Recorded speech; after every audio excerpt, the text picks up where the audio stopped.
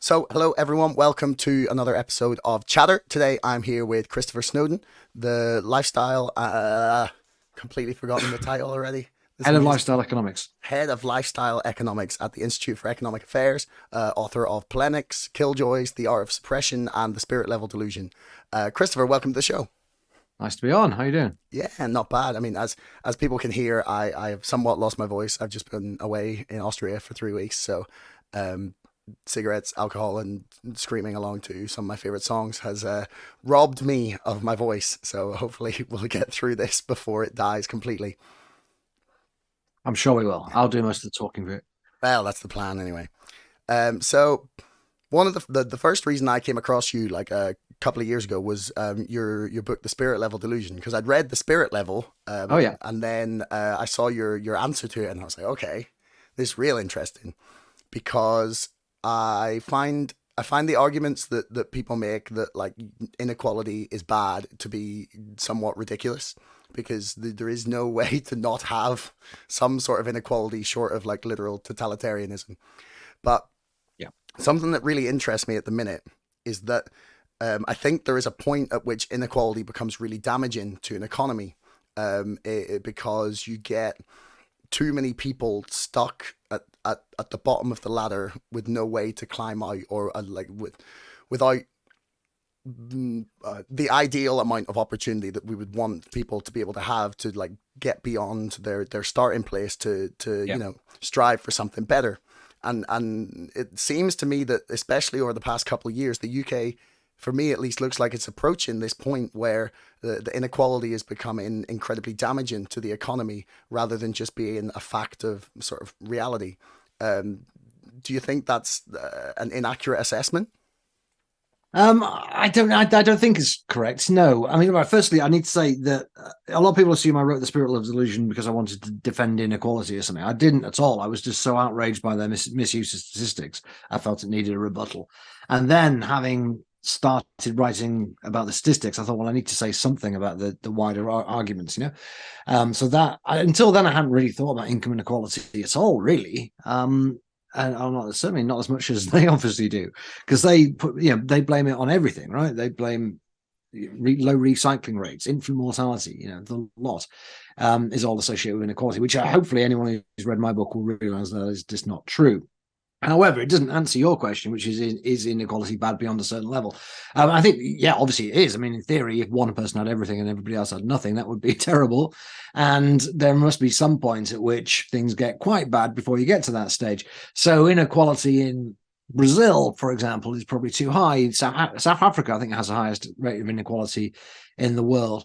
But my take on it really is that I'm much more interested in the causes of inequality rather than the supposed outcomes of it. So the Spirit Level is all about the supposed outcomes of inequality, which they never really come up with a very convincing kind of mechanism for. It's just that, well, people sense that society is unequal, and that makes them stressed. And if you look at these monkeys who are stressed, they behave like this. And yeah, it's all pretty tenuous because you don't, it's not something that's in the atmosphere, inequality, certainly not at the levels they're looking at, because they're looking at the difference between like Sweden and America, and yeah, Sweden is relatively equal in terms of its income distribution, but you turn up in Stockholm, you don't get that impression at all. No. So it's not something I think that people really absorb, and I don't think you could go to a country and guess what its Gini coefficient is.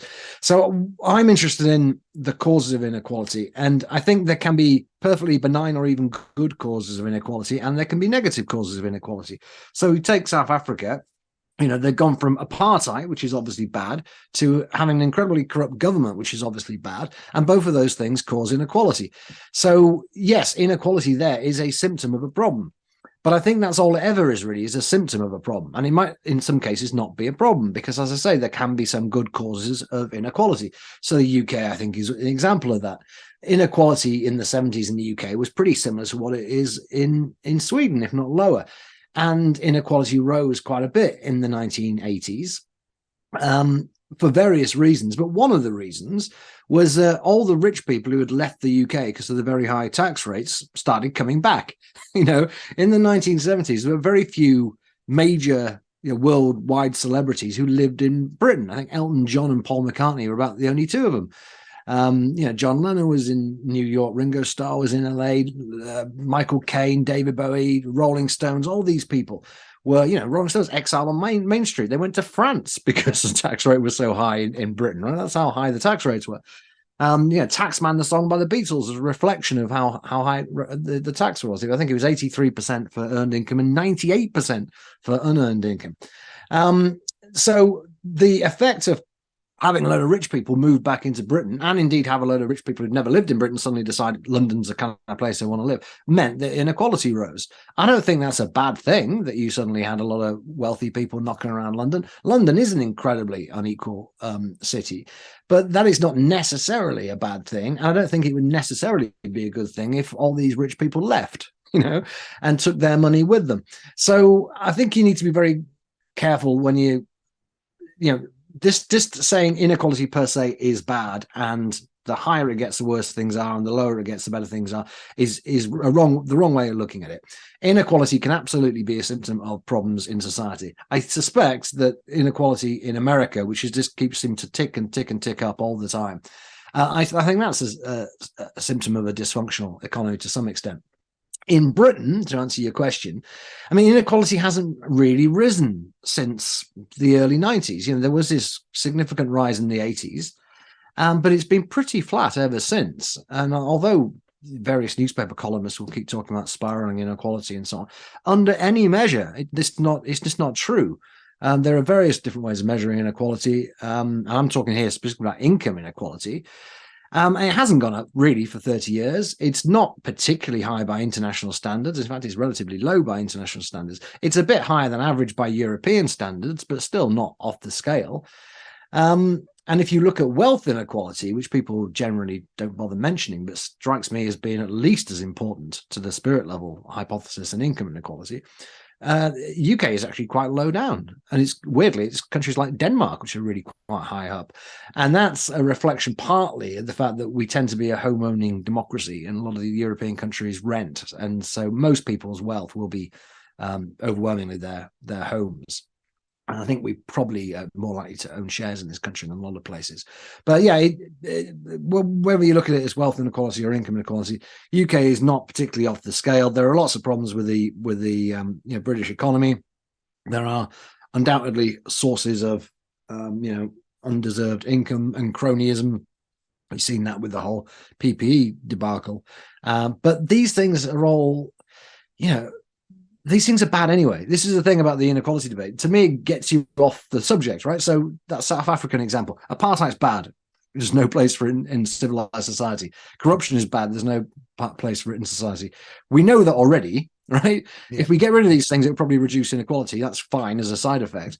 But all the things that drive inequality, we kind of know are bad to start with. If it's about educational disparities, poor standards of education, poor standards of health, we know these things are bad. We don't need someone to come along and say, oh, inequality means you're less likely to put your recycling out. It's irrelevant. Yeah, I'm just sorry. I'm just pulling up this for people.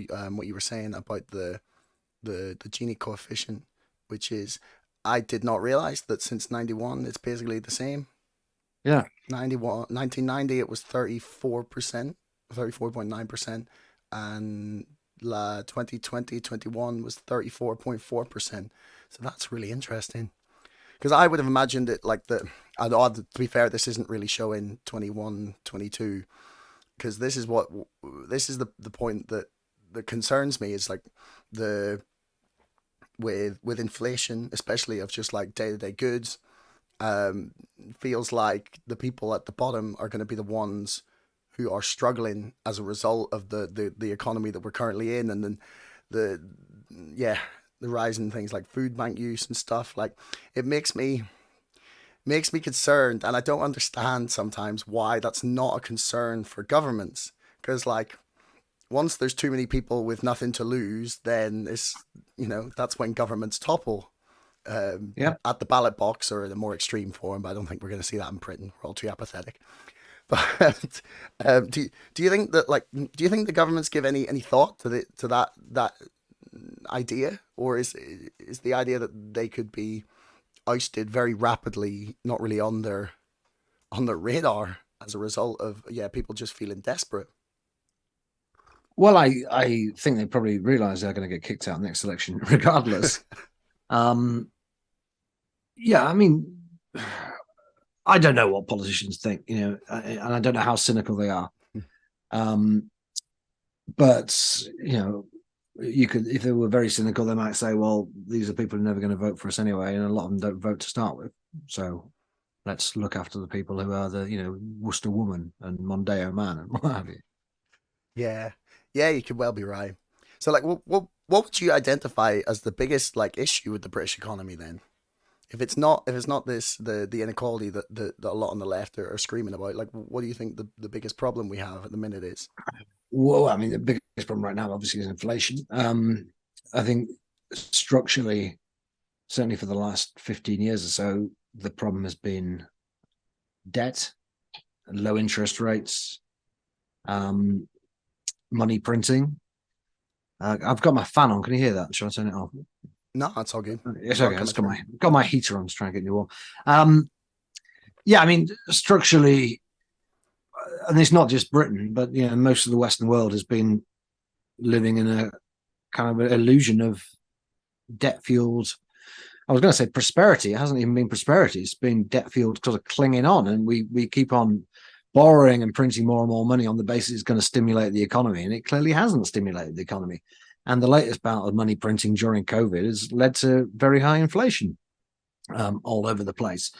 And so the chickens have come home to roost on that one. I mean, anyone who thought that not just us, but the European Central Bank and the Federal Reserve could get away with printing the unbelievable eye-watering sums of money that it has done without leading to inflation, is very foolish. So I'd like to think people have at least learned that lesson. But I don't think they've even learned that, because everyone seems to go, oh, well, this is just gas prices. It's just the war in Ukraine, which obviously haven't helped and have exacerbated it. But as have the lockdowns and the supply side problems, the supply chain problems associated with that. But no, overwhelmingly, it's the money printing. So all this borrowing is now very predictably led to high interest payments. The era of cheap money was always an illusion that we're always going to have to not pay it back, but pay the interest on it. And so now the government's looking at it's over £100 billion this year just on servicing the debt. So yeah, we got a high debt, now high inflation for the time being, low productivity, low growth economy, and we would have so fewer problems if we just had decent growth. This is why, although Liz Truss was a complete disaster and she didn't have any real policies, the basic premise that the only choice here is to go for growth was absolutely true, because people aren't going to put up with public spending cuts and they're not really going to put up with higher taxes. So the only thing you can do is grow the economy. And if you've got the economy growing at 3 or 4%, all the other problems fade away. The doctors and the nurses can have their pay rises. We can spend more money on this, more money on that. But we just haven't had that kind of growth. It's shocking how flat, overall the economy's been since 2008, and wages similarly. It's been more than a lost decade.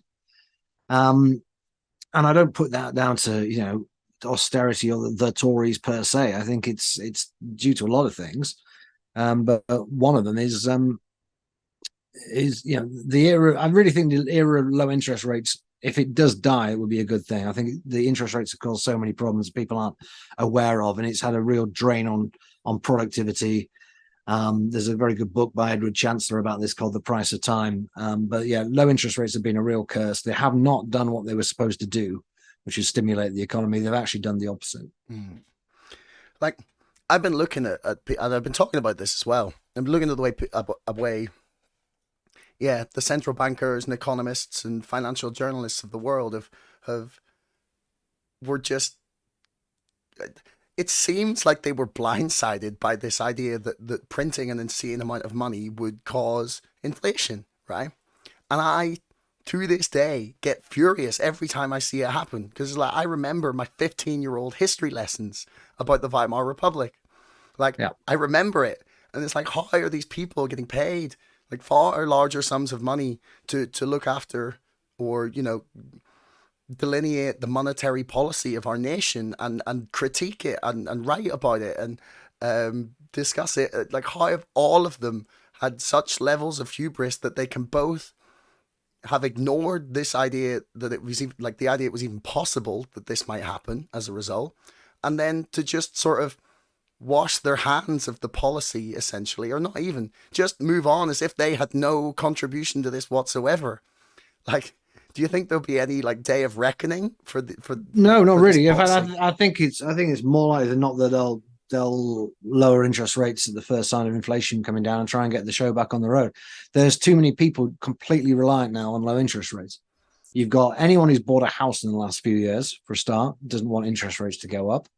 A lot of people should never have been given mortgages, in my opinion, because it seems like they're completely incapable of paying back the money if interest rates are anything like historic norms. And there are masses of businesses that are hugely over leveraged.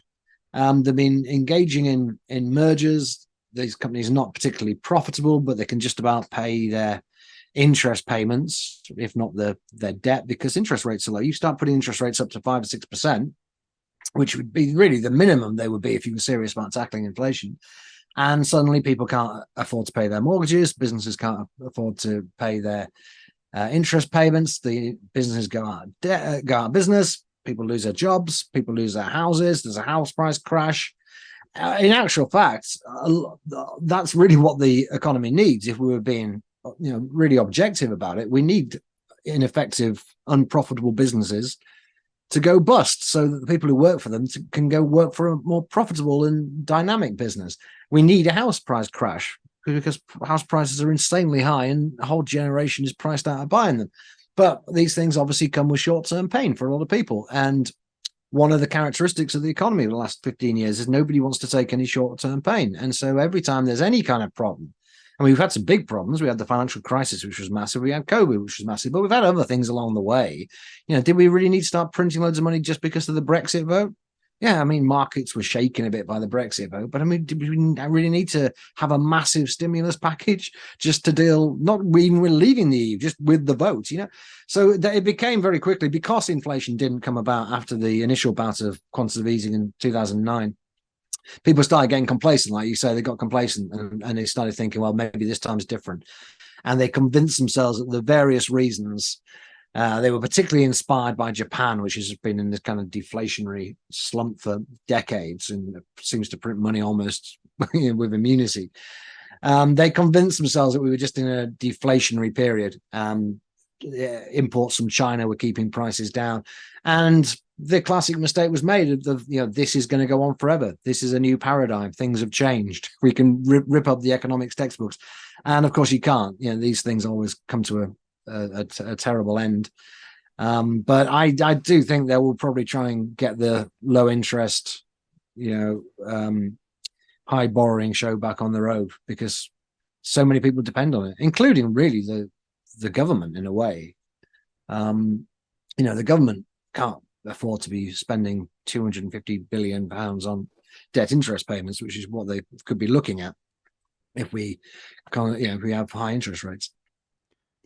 Yeah, well, yeah, that would cripple them in probably a matter of weeks. What you're saying is I think probably almost inevitably true, that that there is like this crash coming from somewhere. Like it's like a big bubble that's been blown up and up and up and up and up, and it's like there is no way to slowly let the air out of it. In a lot of senses. Well, there is, and unfortunately, that's the trouble. There is, because so long as you keep borrowing money, you can keep the economy on life support. Oh, yeah, and there hasn't really been a crowd. Okay, we have obviously the massive drop in GDP during COVID, but we haven't had a proper recession since 2008, 2009. And recessions are not not a thoroughly bad thing. There is such a thing as creative destruction. And recessions do come along periodically. There is such a thing as a business cycle.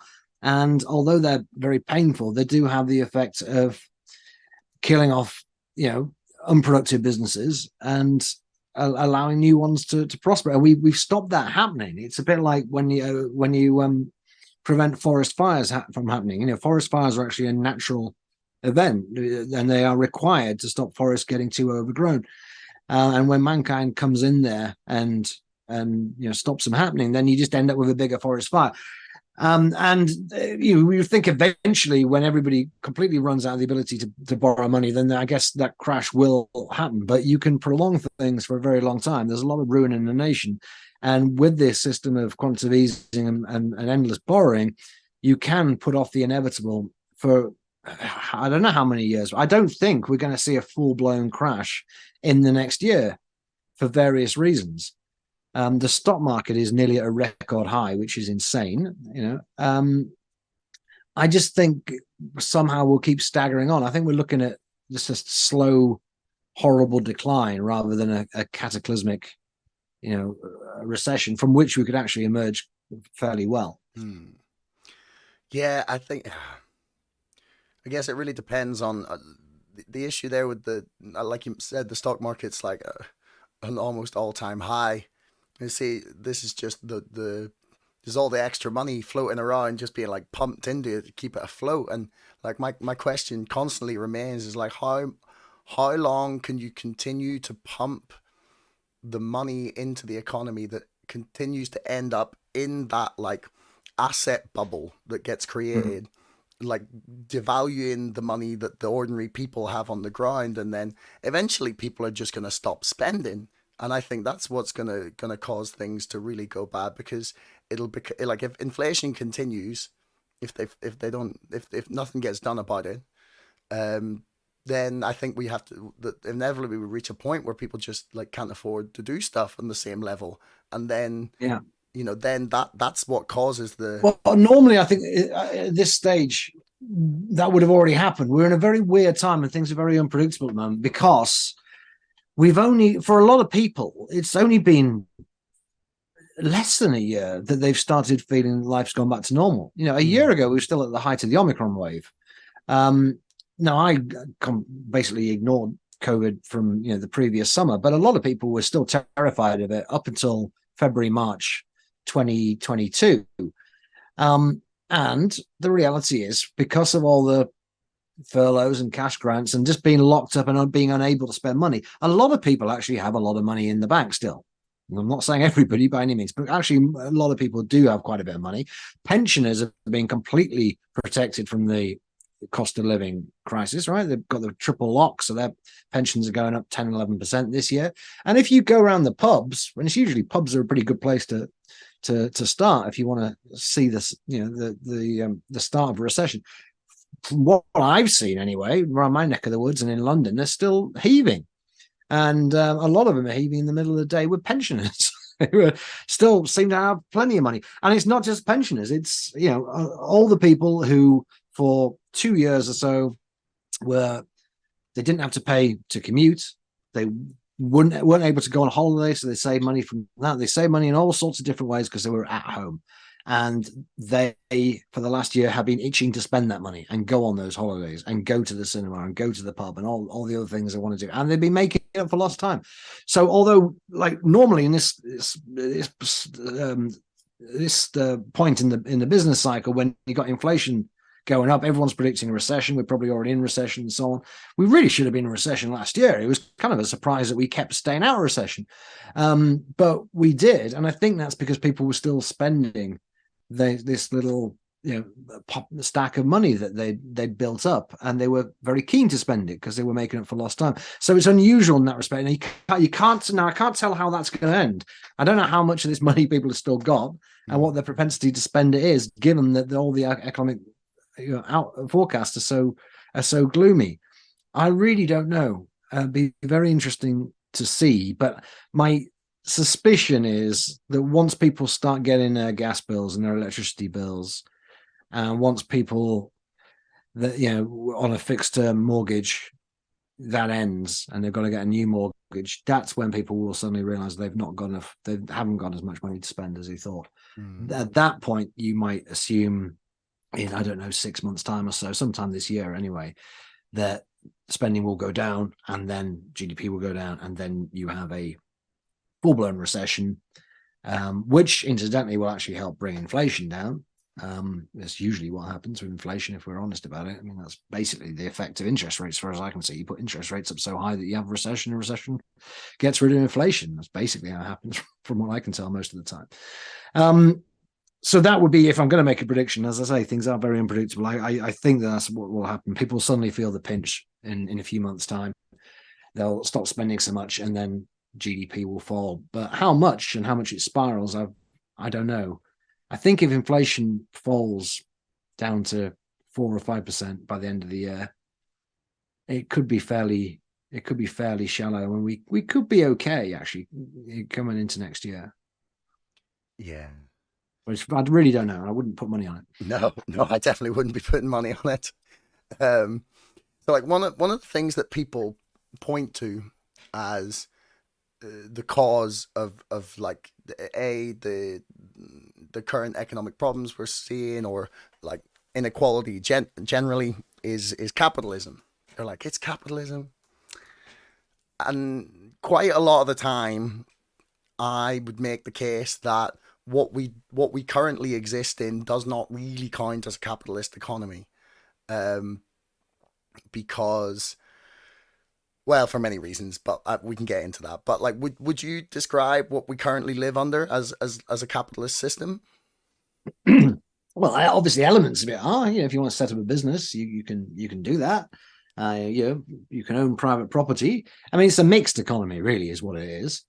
And it's moving more and more towards a socialist economy, insofar as the government is, taking more and more of GDP.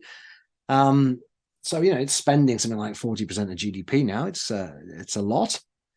Large swathes of the economy are under direct control of the government, and have been for a very long time. Most obviously health, but also education and social security, and they are a huge part of the economy, a huge part of government spending.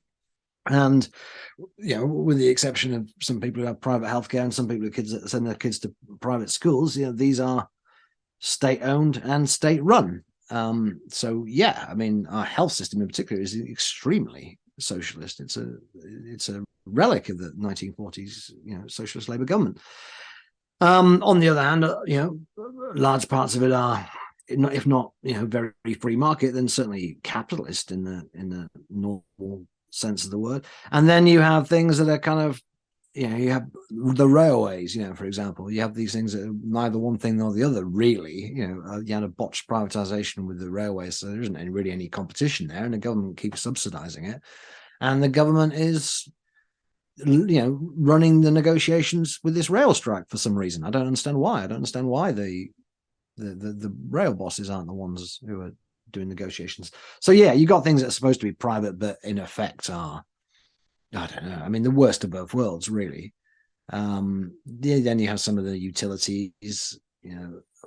I don't know. I don't know enough about the evidence on the privatization of some of these natural monopolies to say whether they've got better or worse or what. But the energy price cap, and these companies are technically private, but I mean, the government has so much control over what they do. There's all the regulators of Ofgem and Ofwat and so on, that they're pretty much unrecognizable from a genuine capitalist endeavor. On the other hand, they are basically monopolies. So, even someone like me would say, well, there's got to be room for some regulation there, otherwise we'll just get completely fleeced. So no, I mean, we have a mixed economy, I think, in answer to your question. Mm. As does nearly every country, but there are different gradients of that, right? Yeah. I mean, obviously. What the part that sort of concerns me is the sort of this other category that you've identified. That in many areas you have like a government sponsored monopoly, so it becomes it looks to me, at least, like it becomes just like a transfer of wealth from the taxpayer to the private industry, but with no qualification or need to be efficient in any sense. And it seems to like we're building all of these industries where like people are just getting used to being handed money by the government, and it really worries me. But like the part that worries me more is that it's being done by the party who are meant to have like the most libertarian wing. Like the you'd expect some of the more free market people in the Conservative Party to be like, hang on a second, lads, like we are building like an incredibly state sponsored economy that, like, not even to mention the levels of corruption and stuff that go into a lot of the handing out of these contracts and the yeah the the connections to, like, friends, family, donors, that sort of thing is like really really concerning for me. Like, why do you think it is that sort of the ERG wing, for all their vilification by people, like, why have they not had something to say about this? Um, well, I mean, yeah, I don't know. I guess they feel they have bigger fish to fry, I suppose, be the answer. And they probably don't really understand it a lot of the time. I mean, I certainly don't. I mean, you see these stories in Private Eye or whatever about these apparently quite dodgy contracts going out to people. And I dare say there's some truth in it. On the other hand, whenever I know about a story personally that Private Eye covers, I always find they've got it completely wrong. So I don't know whether to believe them or not. This PPE thing I mentioned before seems to be, have some pretty cut and dried examples of corruption. But then you could say people were in a huge hurry at that point, and maybe this is not what happens all the time. I don't know. I mean, if I had more time and I did other things, I would like to dig more into these kind of affairs. I just don't, unfortunately, and I guess the ERG feels the same way. It's not that I'm not interested at all. It's just like, it's not really been my remit. I'm very interested, for example, why it is that Deloitte always seems to get contracts thing. It's always like KPMG and Deloitte and these. What's the other one? Circa. Circa. It's all. I mean, no matter what it is the government wants doing, I'm all in favor of government outsourcing things to the private sector. Obviously, don't get me wrong, but it's always the same big companies that no one really understands what they do, and so they seem to be experts on the one hand, kind of building railways, but also on supplying face masks all of a sudden, So it smacks of cronyism to me. It doesn't seem like there's a lot of competition in the tendering, but what do I know? Nothing really. But yeah, look, I'm sure there is cronyism without a shadow of a doubt. The scale of it, I don't know, and what to do about it, I don't really know, unfortunately. I just hope it's not, in the great scheme of things, I hope it's not a big part of that 40% of GDP that the government is consuming, and I don't think it will be in practice. I'm more interested, I guess, in like, how do we get these huge sums of money down, and how do we get these public services working better for us? I'll tell you what, one of the things I'd love to get your take on, actually, is there is a certain class of people, or a certain group of people, especially in the media, who are quite vocal, who seem to believe that all of our problems could be solved immediately if suddenly we were back in the European Union.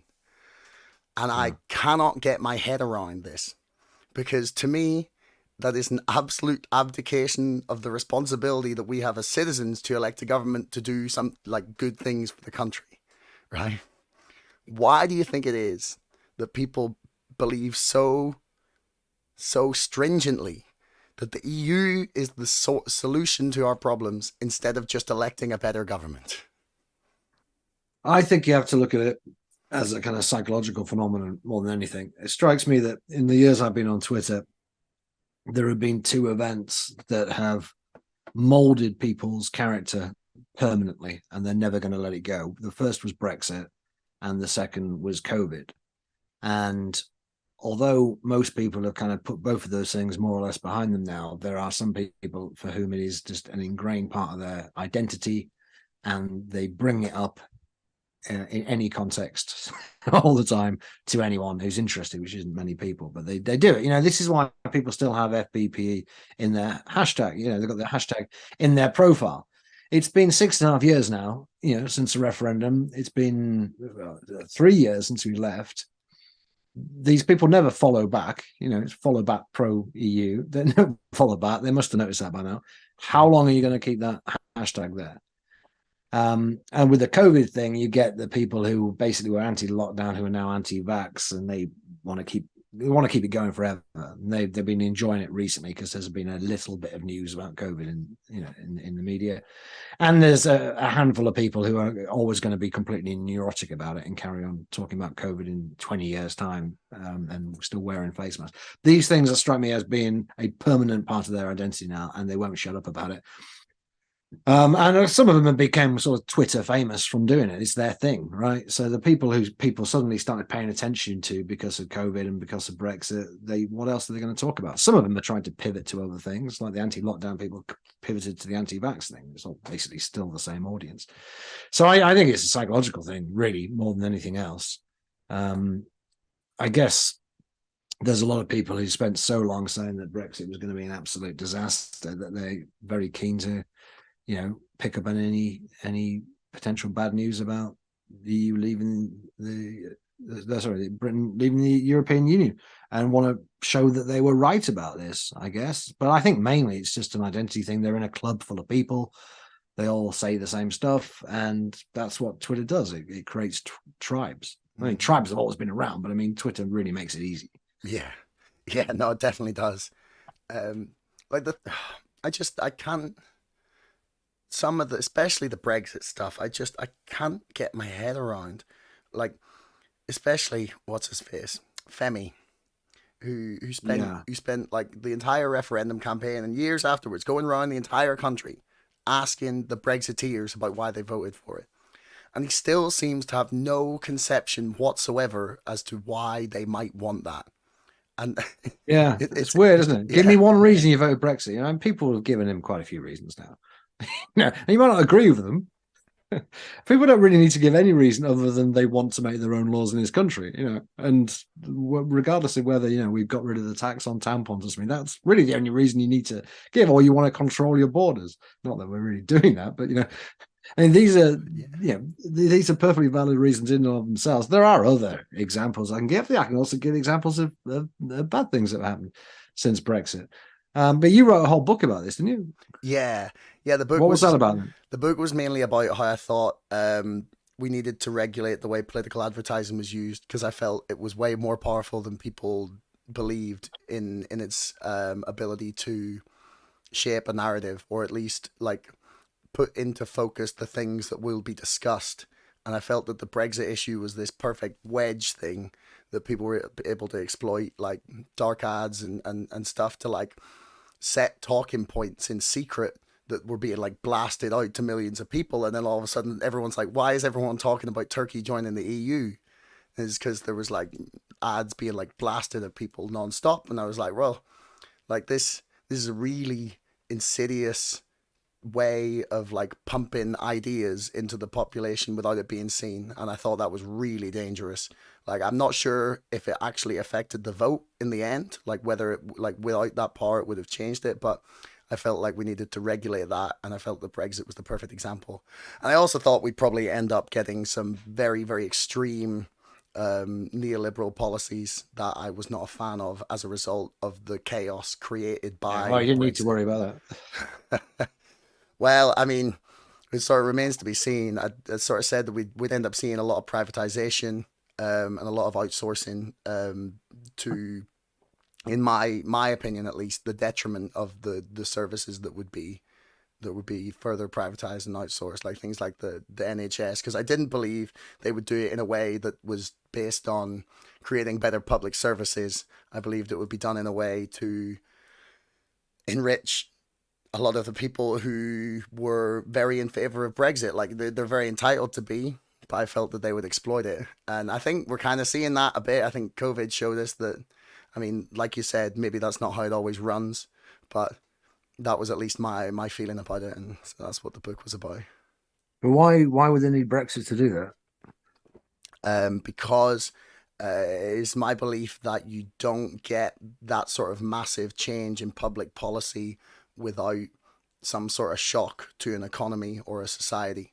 The chaos created by some big event can be exploited to get pushed through policies that would normally not be accepted. The shock doctrine. Exactly, the shock doctrine. That was But it big. hasn't happened, and I don't think it will. I mean, if anything, we certainly if Johnson stayed in charge, we would have had even more dirigist economy than ever. Obviously, Liz Truss would have given you some shocks if she stuck around, I guess. And Rishi seems happy just doing absolutely nothing for a couple of years. Yeah, Gets kicked out.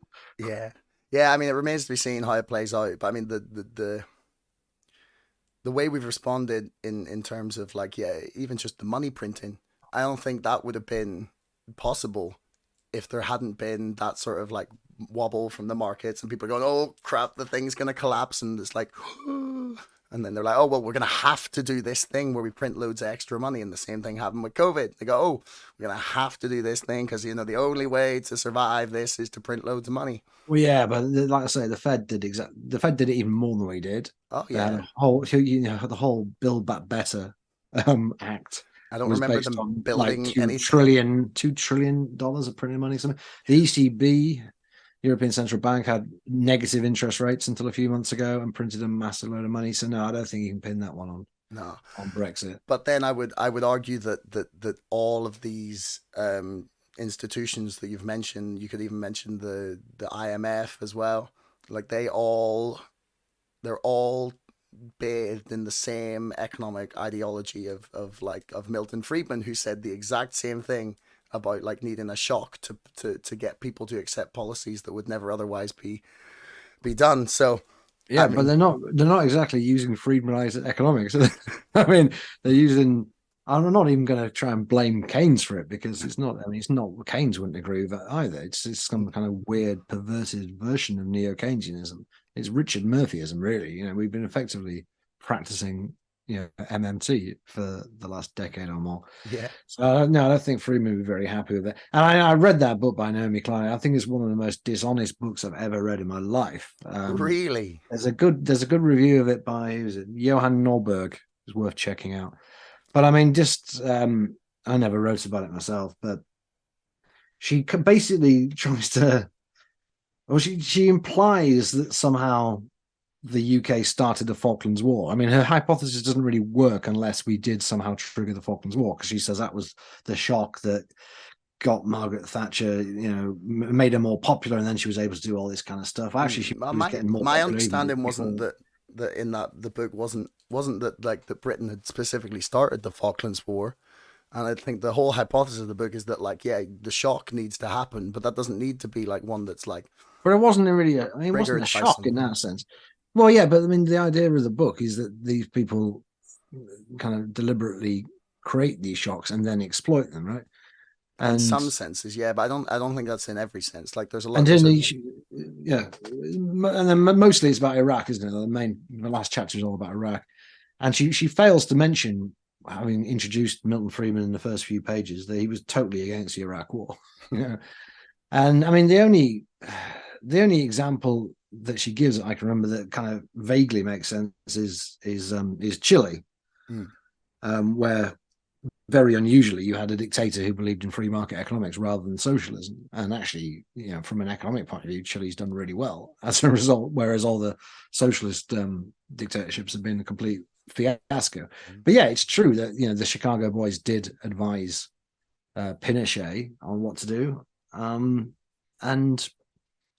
why not? I mean, her next book, I think, was all about climate change, and it was called "This Changes Everything," and it was her doing exactly what she criticized everybody else for, which is capitalizing on a major shock to try and introduce transformational economic policies. She's going, "Oh well, because global warming's coming in, this literally changed everything, and we need to have a Marxist economy." It's like, okay, well, Mm. position, heal thyself. But yeah, check out that Johan Norberg review, because I thought it was No, I definitely very good. will. Um, anyway, so the last thing I wanted to talk to you about, and sort of leading somewhat on from Friedman and whatnot, is your sort of heavy critique of the nanny state. Um, so libertarianism isn't something that's like discussed, or at least like not called that somewhat like libertarian as such in the UK, especially compared to maybe like America, where it's quite a widely known ideology. Yeah. Why is it that you believe that Britain has become a nanny state? Like, is there something really specific you can point to? That's a very good question, which I've thought about from time to time myself. I don't have an easy answer to that one. And it's not just Britain; it's most of the Western world. It's particularly English-speaking countries, and particularly, as we said, countries which have a kind of history of Protestantism. And You there are think it's like a various. puritanical element too? Yeah, well, yeah, basically, yeah. I mean, you'll notice that even within Europe, the Catholic countries of the South are more laid back about drinking, for example, but also smoking and most things really, than the more uptight countries of the UK, Scandinavia, Ireland. Ireland, obviously, the Republic is not Protestant, but it's kind of the exception there. There are various theories. I mean, some people have said that the reason that those countries, plus America, plus Australia, plus New Zealand, basically the Anglosphere plus Scandinavia, really, they all either had prohibition or they got very close to having prohibition. New Zealand had 5 prohibition referendums around the time of the First World War, lost them all, or the prohibitionists lost them all by a very, very narrow margin. Australia avoided prohibition, but they got instead 6 p.m. closing time in pubs for decades. 6 p.m. Yeah, so you really had to drink quickly after work to get something out of that. So yeah, they're all very uptight about alcohol, and to this day, Scandinavia has really tight restrictions on drinking. Scotland is in the process of going back to that kind of temperance thing now, trying to ban alcohol advertising. There's probably minimum pricing. This big thing of Nicola Sturgeon's to clamp down on booze, and it's notable that those countries, the ones that either had prohibition or were very tempted by prohibition, have tended to be more nanny state when it comes to smoking, vaping, gambling to some extent, food control, the anti-obesity thing, the sugar taxes, stuff like that. They tend to come from the English-speaking world. Not always, but they tend to. And then they often spread to other places via the World Health Organization, which is largely controlled by English-speaking countries on the nanny state stuff. So yeah, why is I mean, the question is, why is Labour and the Tories both equally keen on this stuff, which they are really. Labour under Tony Blair got a bit of reputation of being nanny state because he was the first guy really to do it. Blair's thing, which we never really had, well, not for a very long time before, was if I don't like something, I'm going to ban it. Attitude, had that with fox hunting, had that with smoking in pubs. He was more liberal, to be fair, on alcohol and gambling, which is interesting. But by the time he got to his third term, the liberalisation was gone. In fact, that's why I voted Blair the first 2 times, because he seemed much more libertarian than the Tories, which he was. To be fair, he really was. And then the Tories come in and say we're going to have a bonfire regulation, and been slagging off Blair and Brown for years for being nanny state. And then they immediately do a whole raft of nanny state measures: the display ban for tobacco, plain packaging for tobacco, the sugar tax. They haven't done much with booze, but everything else they've had to go out. They're looking at clamping down now on gambling. They were never keen on Blair's gambling reforms in the first place.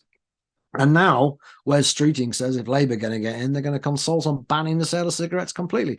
So, there's this kind of cross-party consensus on nanny state regulation. If you want me to hazard a guess at why it happens, I think it's because a lot of these politicians don't really have a big vision. They don't really know what to do about the economy and public services. This nanny state stuff is very cheap to introduce. It's popular with, the certain dinner party set. It's not overly unpopular with other people to the point they're actually going to change who they vote for very often about it, or get in a coach and march down to march around Parliament about it. So people find it annoying, but not to the point that they're going to have a revolution about it, right? And you get public health ministers who are usually pretty obscure people when they take the job, and they get a lot of publicity out of it. I know from experience on going on radio shows all the time that you will get a lot of people calling in if you talk about should we ban smoking in parks or something like that, right? You would get loads of people ringing up, cranks from both sides, and it fills airtime. So the media quite like it. Politicians tend to like it because they can make a name for themselves and say, well, we haven't done anything else, but at least we've done this. Like Rishi today coming out and say we're going to ban we're going to ban plastic plates. Yeah, great. Yeah. Can we get some nuclear power stations built? No, we put that on ice. Yeah. So it's it's clown show politics really for political pygmies. Oh, like it seems to me a lot of the time as well. It's kind of similar to what we started with the spirit level delusion, where people want to talk about this symptom like inequality, instead of talking about the causes, like the um yeah, like for example, like alcohol or drug abuse is like led by um yeah, mental health problems, and in some Yeah. senses like ingrained poverty that's like in areas of the UK that could probably do with some serious investment. And instead of like talking about those things, they go, oh well, we'll just like ban the alcohol and you treat people like, or we'll Yeah, ban the that's a very good. drugs. That's very well put, because that's exactly what the issue is.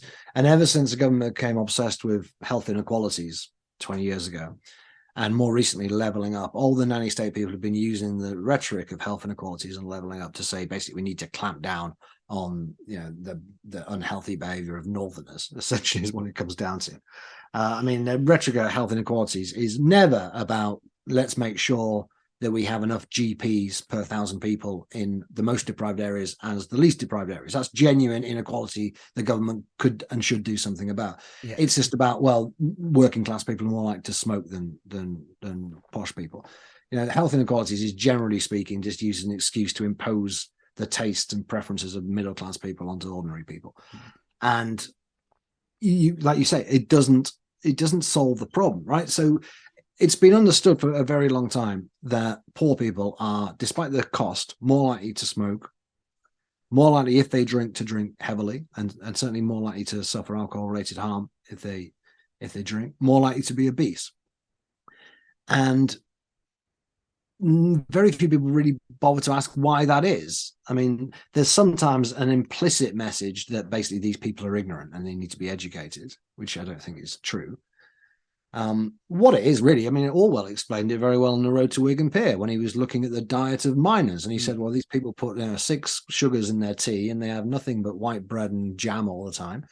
But if you were doing this job, you'd do exactly the same because they've got no other pleasures in life, right? And we know it's not as healthy as having brown bread and some yogurt, but I don't blame them at all for doing it. And so when you're taking away these people's small pleasures, albeit unhealthy ones, you're just taking away something that's making their life, which is miserable, a little bit better. You're not actually making their life any better. Maybe if you made their lives better, they would be less inclined to engage in these healthy activities. Almost certainly they would do, right? But you're not making their lives better. You're just taking away something that's helping them cope with their lives and patting yourself on the back as if you're the champion of the poor. I think it's unconscionable. Yeah, that's probably one of the best ways to put it. I've heard it put. Yeah, you're taking away something that, like you said, makes their life tolerable. Maybe not tolerable, but so like little pleasures that get you through the day.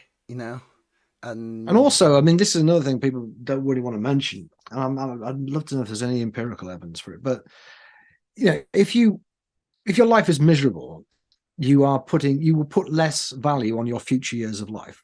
Okay. It's only very rich people who go in for cryogenic freezing. Now, I realize it costs a lot of money to do cryogenic freezing, but I bet if you ask people across the income spectrum, would you like to live forever? People who are poor will be less likely to say yes than people who are rich, right? Because they've got a better life. So the extra years that you're going to gain at the end of your life from living a pure and ascetic lifestyle are simply worth less to people who are poor on average. Obviously, I'm talking generalizations here, but if your life is miserable, obviously you're going to be less bothered about living to 100 than somebody who's got a fantastic job and a wonderful house and can carry on doing going to balls and writing books for the rest of their lives. It seems, I mean, no one ever really mentions it as a factor, but this is almost an economic way of looking at it, I guess. But if you place less value on your future years of life, you're going to put more value on things that are risky, and you're going to put less value on things that are healthy. Yeah. And that's perfectly rational. That's the Yeah. thing. It's perfectly irrational to do that. Yeah. Yeah, you'd rather enjoy this thing now than think about that extra year that you'd have without it 20 years down the line. Yeah, exactly. Because Anyway, people just go, well, what's so great about life anyway? All you do is work. yeah. Yeah. Well, people who enjoy their work, that's fine. But a lot of people don't. Yeah. Yeah, I think some people forget that as well sometimes. But anyway, Christopher, I unfortunately have to run. But I really want to thank you for your time. It's been a really interesting chat. Really enjoyed it. Is there Yeah, good speaking to you, mate. is there anything you want to plug at the end? Books, articles, anything? I'm on Twitter, CJ Snowdon, and my latest book is called Killjoys, and you can download it for free. Just type in my name in Killjoys, it should pop up. I'll put the link in the description below. It's on your website, right? Yeah, Yeah. it will be. Yeah, I'll stick the link in the description below for people. But Sure. yeah, man, thanks very much. Really appreciate it. All right, mate. Take it easy. Hey everyone, thanks for making it right the way to the end of the podcast. I love that you tuned in this long. Do me a favor, hit subscribe because 80% of you bastards are not subscribing, but you're watching my videos. See you next time.